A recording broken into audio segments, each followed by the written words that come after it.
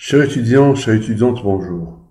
Aujourd'hui, je vais vous présenter le troisième chapitre du cours de mécanique quantique que j'assure à la filière Sciences de la matière physique, semestre 4.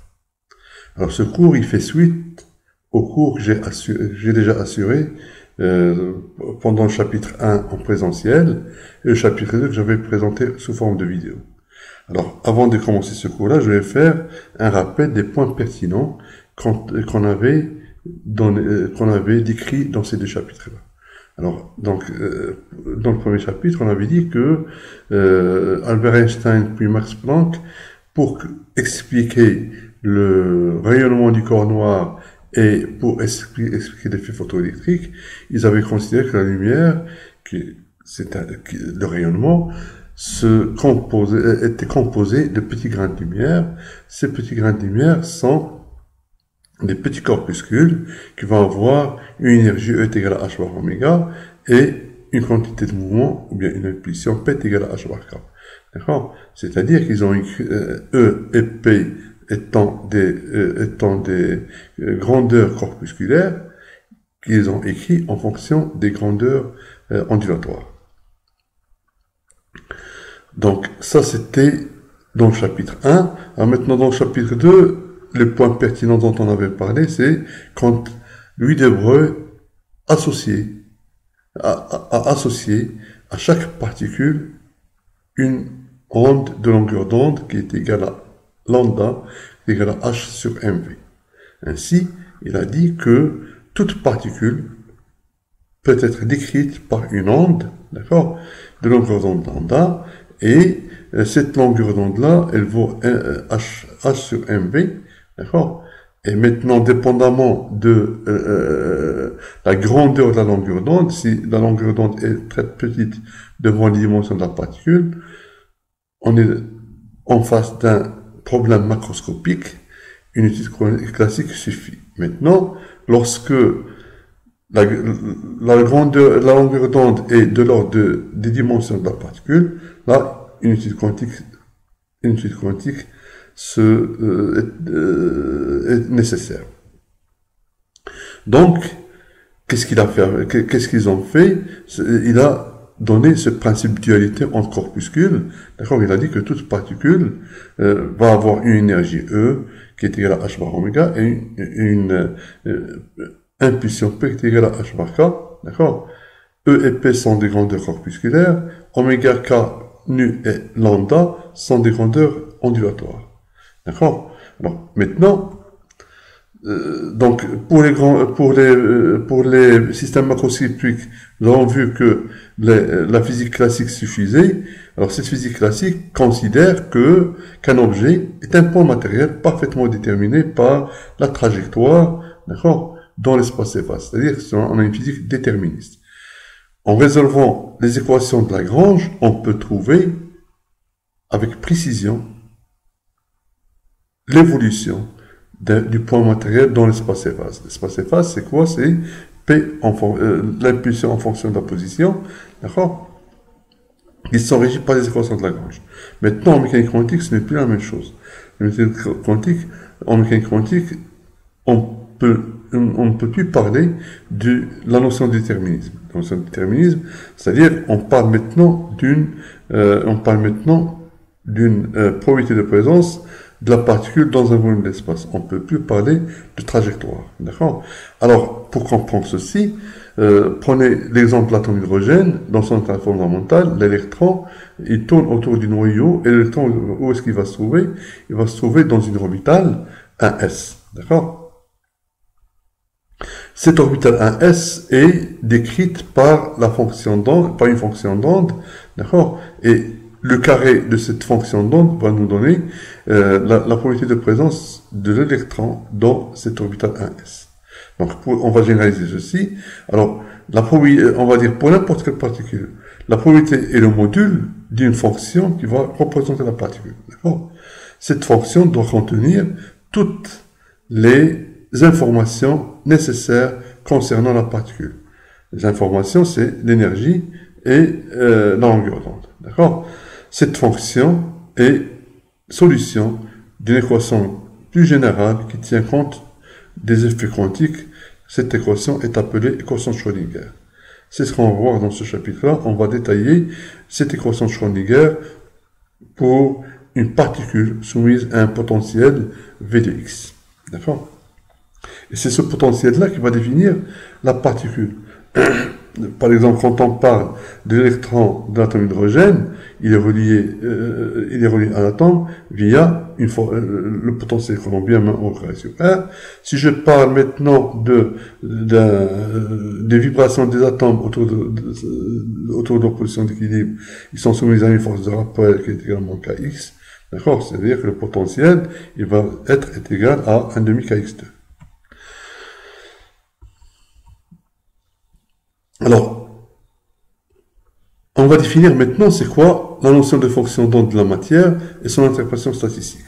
Donc maintenant, qu'est-ce qu'on avait dit? On avait dit que une onde électromagnétique, c'est un photon, elle est écrite par une fonction sinusoïdale. Elle est représentée par une fonction de la forme psi de RT, d'accord, qui est égale à A exponentielle IKR moins oméga T. D'accord? K étant le vecteur d'onde, oméga étant l'énergie, R étant la position, et T, c'est le temps. D'accord? Alors, cette fonction contient toutes les informations concernant le photon. D'accord? Bon, puisque elle va s'écrire en fonction de l'oméga, donc l'énergie, donc par rapport à la fréquence, la longueur d'onde et la couleur, parce que on a vu dans le chapitre 1 que chaque couleur est caractérisée par une longueur d'onde bien précise.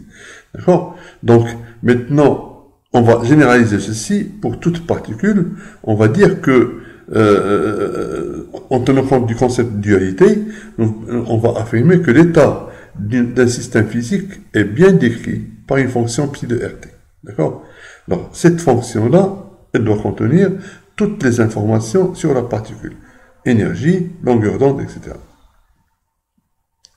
Psi de RT, donc, doit contenir toutes les informations concernant l'état du système et elle dépend du potentiel auquel la particule est soumise. Comme j'ai dit tout à l'heure, chaque particule va avoir un certain potentiel, donc une certaine énergie et donc une certaine fonction d'onde. Donc, tout d'abord, pour interpréter la fonction d'onde, comme j'ai dit tout à l'heure, la fonction d'onde, c'est quoi? Elle représente l'amplitude de probabilité. D'accord?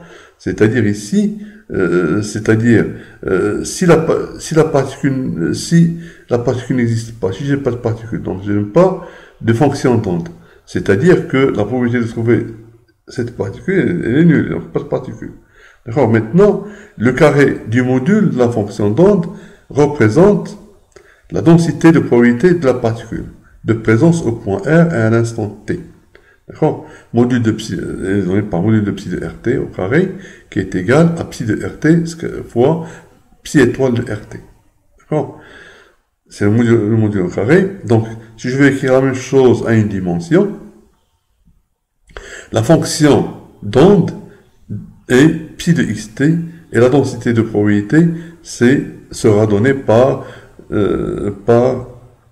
module de psi de xt au carré, qui est égal à psi de xt multiplié par psi étoile de xt. Alors, je rappelle que on a ici une densité de probabilité. Une densité de probabilité, c'est quoi? C'est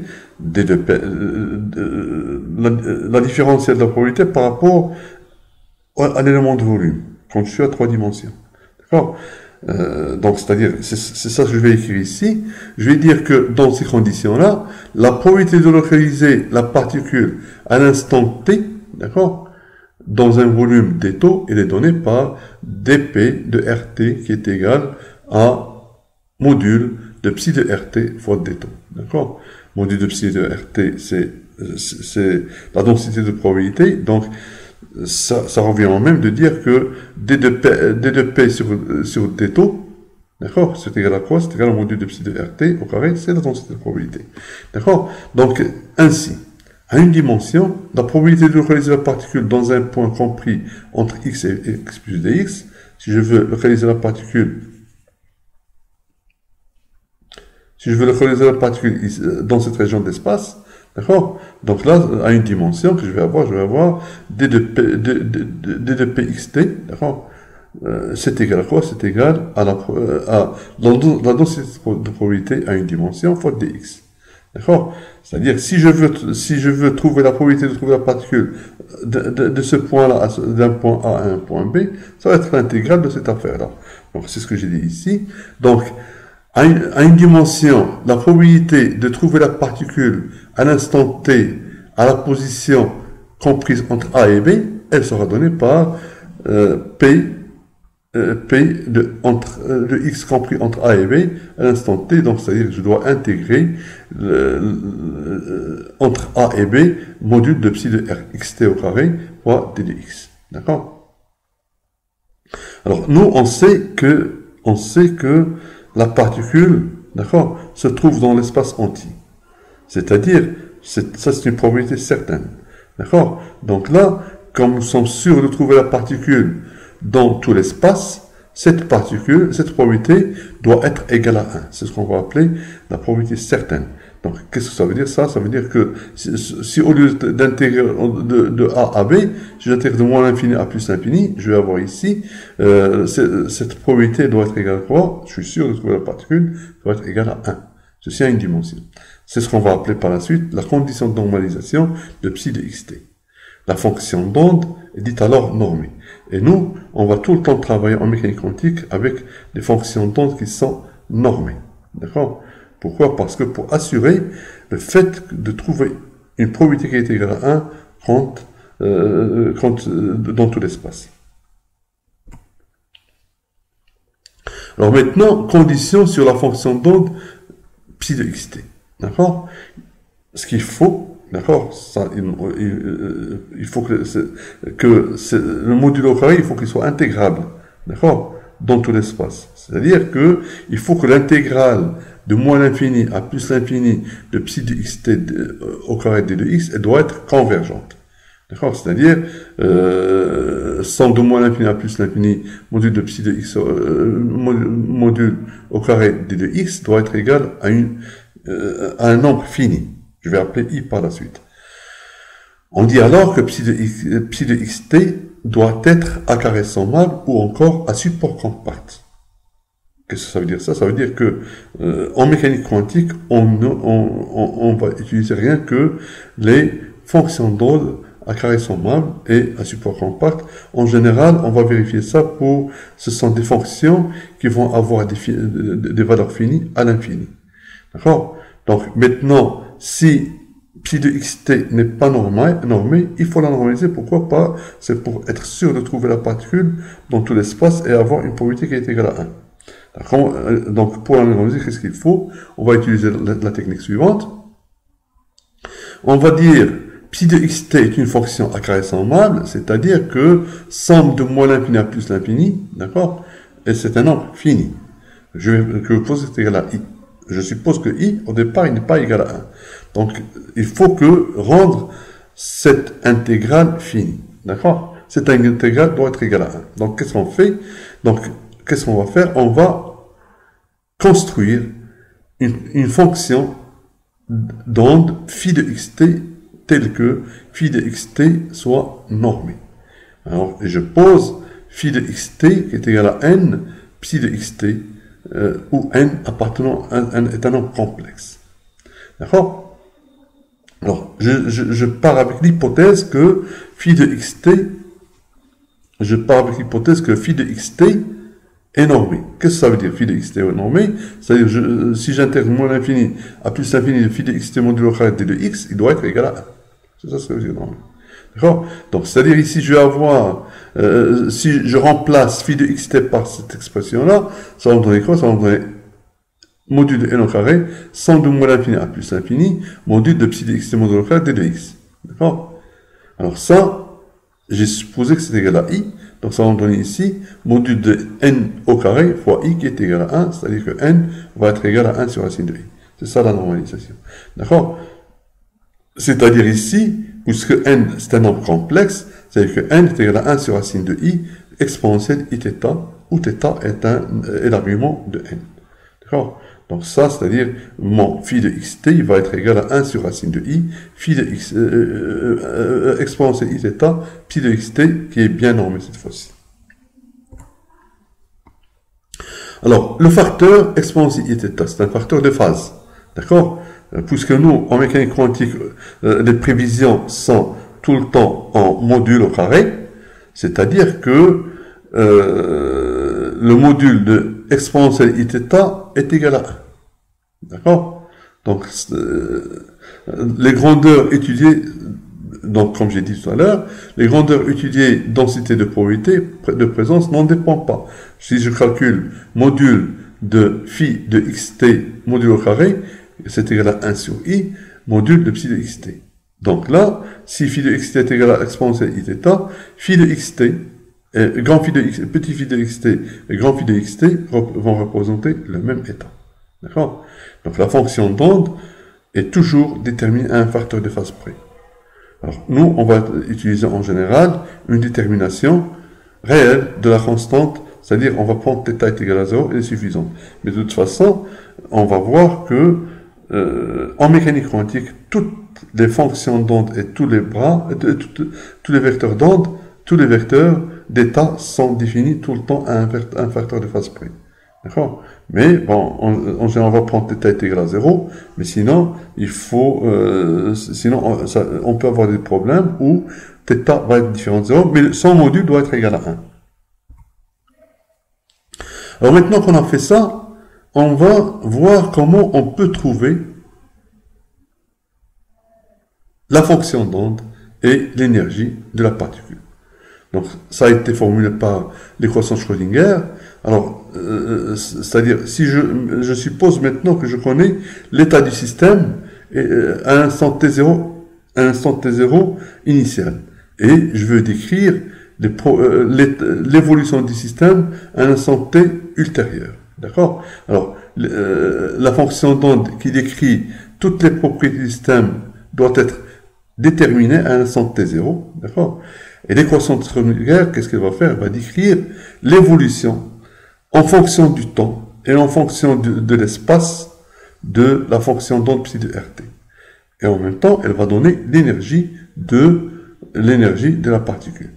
Donc l'évolution temporelle de psi de rt est formulée par l'équation de Schrödinger sous forme de postulat. Ça va être postulat 6 quand on va voir ça pour les postulats de la mécanique quantique. Donc là, qu'est-ce qu'il a dit? Il a dit que IH bar d sur dt de psi de rt, c'est égal à moins h bar carré sur 2m, delta psi de rt plus v de rt, psi de rt, qui est égal à h psi de rt. Attention ici, on a ici, ça on va voir que c'est l'équivalent de l'énergie cinétique, mais ici on n'a pas une grandeur physique, mais c'est beaucoup plus un opérateur différentiel, d'accord? Ça, c'est la dérivation par rapport à l'espace, d'accord? Alors, H, c'est égal à moins H bar carré sur 2m delta, plus V de R, T. Alors, delta, d'accord? Ça correspond au Laplacien qui est égal à nabla scalaire nabla, d'accord? Alors, l'équation de Schrödinger est la même pour toutes les particules. Ce qui change d'une particule à une autre, c'est le potentiel. D'accord? C'est le potentiel V de RT. Alors maintenant, H est l'opérateur hamiltonien du système. Donc H qui est égal à moins H bar carré sur 2m delta plus V de RT est appelé hamiltonien du système. D'accord? Alors, il représente l'énergie cinétique, l'énergie totale en mécanique quantique. V de RT, représente l'énergie potentielle du système physique. D'accord?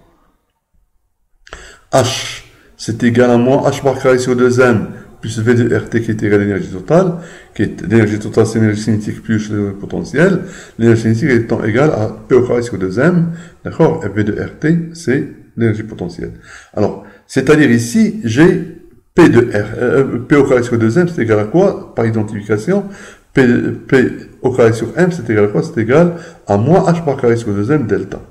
D'accord? Donc, il représente, comme j'ai dit tout à l'heure, c'est pas une grandeur, cet opérateur représente, cette quantité-là représente l'opérateur correspondant à l'énergie cinétique du système physique. Alors, à une dimension, je vais avoir, donc, delta, ça va être égal à moins, delta, ça va être d2 sur dx2, donc je vais avoir une dimension, l'équation Schrödinger dépendante du temps sera donnée par IH bar d sur dt, psi de xt, qui est égal à h fois psi de xt, où h c'est l'opérateur hamiltonien qui est égal à moins h bar carré sur 2m, je remplace delta par d2 sur dx2, plus v de xt. D'accord? Alors maintenant, on va donner les principes que doit vérifier l'équation Schrödinger. D'accord? Les principes vérifiés par l'équation Schrödinger. Le premier principe, c'est que l'état du système psi de xt à un instant t, un instant ultérieur t, est parfaitement déterminé par l'action de l'hamiltonien h sur l'état du système psi de xt0 à un instant t0, t est supérieur à t0. C'est-à-dire, l'hamiltonien h va donner, l'action de l'hamiltonien h sur psi de xt va nous donner l'évolution de la fonction d'onde par rapport au temps. D'accord? L'autre principe qui est très important, c'est le principe de superposition. Toute combinaison linéaire de l'équation Schrödinger, de solution de l'équation Schrödinger est aussi une solution de l'équation Schrödinger. D'accord? C'est-à-dire, si je prends deux solutions d'équation Schrödinger, donc une combinaison linéaire de ces deux solutions va aussi être une solution de l'équation Schrödinger. C'est-à-dire, bon, j'écris ça, je l'ai écrit ici mathématiquement. Si phi1 de xt et phi2 de xt sont solutions de l'équation Schrödinger, alors psi de xt qui est égal à une combinaison a phi1 de xt plus b phi2 de xt est aussi une solution, a et b étant des nombres scalaires complexes. Le troisième principe, c'est le principe de correspondance, d'accord, qui dit qu'à chaque grandeur physique, là, je parle grandeur physique, d'accord, on va faire correspondre un opérateur qui agit sur la fonction d'onde, d'accord. Alors, en mécanique classique, on a tout le temps utilisé les grandeurs physiques. Position, quantité de mouvement, énergie cinétique, énergie totale. D'accord? Donc, à la position, donc, le vecteur position est, quand je suis à 3 dimensions, ou bien x, d'accord? Quand je suis à une dimension, ils vont être représentés par un opérateur R, d'accord? Et quand je suis à une dimension, un opérateur grand X. R, c'est X, Y et Z. Hein, d'accord? Maintenant, pour l'impulsion, ça c'est important, l'impulsion P, d'accord? Ou bien Px, quand je suis à une dimension, on va faire correspondre l'opérateur H bar sur I nabla. D'accord? Et quand je suis à une dimension, c'est mon H bar sur I d sur dx. D'accord? Alors si je prends le carré de ça, ça va me donner quoi? Ça va me donner moins H bar carré, nabla scalaire nabla. D'accord? Ou bien, quand je suis à une dimension, c'est H bar carré, moins H bar carré, d2 sur dx2. Donc là, c'est-à-dire que l'énergie cinétique, qui était représentée par la grandeur P au carré sur 2m, il devient, donc, je remplace P au carré par ce que j'ai dit ici, d'accord? Je vais avoir ici H bar carré, moins H bar carré, nabla scalaire nabla sur 2m, ou moins H bar carré sur 2m, t2 sur dx2. Et aussi l'énergie totale, d'accord? L'énergie totale qui est égale à E, d'accord? Elle va correspondre à l'opérateur IH bar d sur dt. D'accord? Donc finalement, c'est ça le principe de correspondance. À chaque grandeur physique, d'accord, on va faire correspondre un opérateur en mécanique quantique. On tient compte de ça. Ainsi, la correspondance entre la mécanique classique et la mécanique quantique se fait via donc l'énergie totale en mécanique classique. L'énergie totale elle est égale à E qui est égal à EC plus V de X. EC, c'est l'énergie cinétique qui est égale à P au carré sur 2m plus V de xt. D'accord? En mécanique quantique, j'avais dit qu'il faut remplacer E. Il faut remplacer E par IH bar d sur dt. D'accord? Et il faut remplacer P au carré par moins H bar carré sur 2m d2 sur dx2. Ainsi, l'équation Schrödinger dépendante du temps, elle va s'écrire sous la forme h psi de xt, qui est égal IH bar d sur dt, psi de xt, qui est égal à moins h bar carré sur 2m, d2 sur dx2, psi de xt, d'accord, qui est plus v de x, t, fois psi de xt, qui est fois e, qui est égal à e, psi de xt. Attention ici, ce n'est pas des grandeurs physiques, mais c'est des opérateurs, d'accord. C'est des opérateurs, donc on ne peut pas simplifier ici par psi de xt, psi de xt, etc. D'accord. Là, j'ai des opérateurs, il faut tout d'abord dériver, et après ça, on va voir ce qu'il faut faire. Donc, qu'est-ce qu'on a dit ici? On a dit que on a présenté l'équation de Schrödinger dépendante du temps. Donc, sa solution, elle permet, la solution permet de calculer la fonction d'onde, psi de xt, et l'énergie, d'accord, de la particule. Alors, chaque particule va avoir un certain potentiel, et chaque particule va avoir son énergie propre et sa fonction d'onde propre, d'accord. Donc là, l'équation Schrödinger dépendante, sa solution permet de déterminer l'énergie de la particule ainsi que sa fonction d'onde, autrement dit la probabilité. Parce que ce qui est important pour nous, quand on va trouver la fonction d'onde, ça va nous amener à calculer psi de xt. Donc je peux calculer module de psi de xt au carré et je peux calculer la probabilité de présence de la particule. Alors, les propriétés de chaque particule sont fixées, comme j'ai dit tout à l'heure, sont fixées par son potentiel. Chaque particule va avoir son propre potentiel. Donc, les propriétés de chaque particule seront fixées par son potentiel Vx. Ils ne permettent et en tenant compte du fait que on ne doit retenir que les fonctions d'onde qui seraient physiquement acceptables et compatibles avec le problème étudié. D'accord? C'est-à-dire, comme j'ai dit tout à l'heure, on ne peut avoir de solution que ceux qui sont à support compact. Les fonctions d'onde qu'on va avoir, ils doivent être à support compact et ils doivent avoir aussi, ils doivent être compatibles avec la symétrie du problème étudié. C'est-à-dire, si je prends par exemple un problème qui possède une symétrie sphérique, d'accord? Donc la fonction d'onde doit aussi être à symétrie sphérique. C'est-à-dire que si je calcule pour l'atome d'hydrogène, par exemple, la symétrie elle est sphérique, d'accord. Donc les fonctions d'onde doivent être aussi des fonctions à symétrie sphérique.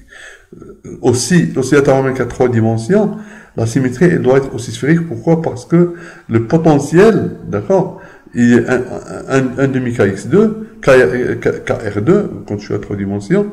Donc, le potentiel, il est central. Donc, la fonction d'onde, elle doit dépendre que de R aussi. D'accord? Maintenant, si la particule ne peut pas se trouver en un point de l'espace, sa probabilité sera nulle. Et par la suite, la fonction d'onde qui le représente sera nulle en ce point. C'est le cas du plus potentiel. Plus potentiel, c'est quoi? C'est que on sait que la particule est confinée dans une partie d'espace. D'accord? Quand je suis en dehors de cet espace-là, je vais avoir une fonction d'onde qui va être nulle. Mais à l'intérieur, elle va être donnée par l'équation de Schrödinger. Je vous remercie.